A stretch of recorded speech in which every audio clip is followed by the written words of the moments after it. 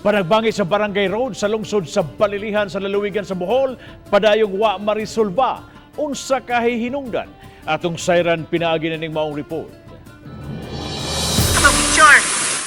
Wala paghihapon mahuman ang water conflict sa lungsod sa Balilihan tungod sa padayong wala pagkasinabot sa pribadong korporasyon ug sa lokal nga kagamhanan.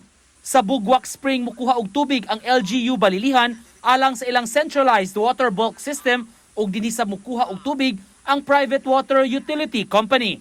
Unang nagkatensyon dihang mimando si Santo Niño Barangay Captain Migronio Camanzo nga gupon ang metal gate nga nakaali sa pagtaod sa water pipes sa LGU.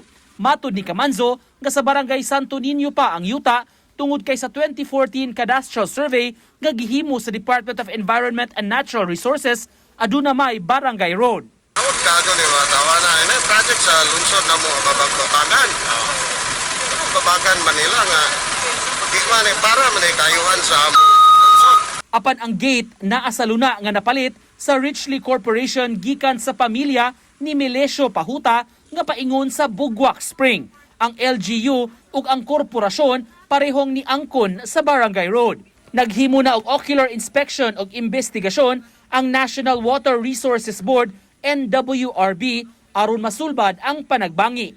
Mato di Balilihan Mayor Pureza Chato, wa sila'y kalapasan ug dugay na nga Barangay Road ang maong lugar.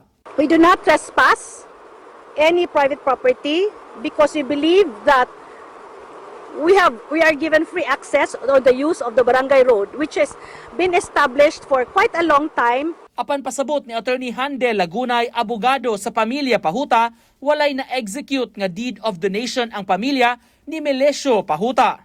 But the fact remains nga wa gyud gi-execute nga deed of donation or deed of sale ang pamilya Pahuta to the government para himuon na siya nga Barangay Road. Diha nga portion. Matud sa Richley Corporation, walay problema nga muagi ang water pipe sa lungsod. Nga wa may problema nga muagi ang ilang pipe, way bayad, basta para sa balilihan mga tao. Magpirmahay lami o kontrata. Ni adtong Disyembre 3, misangat og reklamo sa ombudsman ang korporasyon batok sa mga opisyal sa barangay ug sa lungsod gumikan sa grave coercion, grave misconduct o grave abuse of authority. Nico Sereno, Balitang Bisdak.